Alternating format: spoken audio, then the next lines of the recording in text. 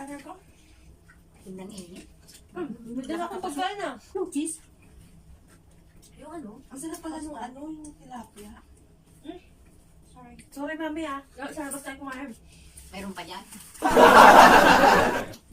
Ako ang tinamaan. Ay, gumawa ng barbecue.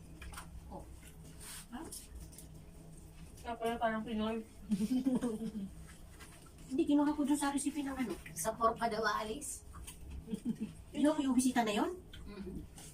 Ha? Nagpakasyon sa'yo? Sabi Saan din saan? lang. Parang, hindi ko alam. Ano binila nila? Ano? Chicken katsu.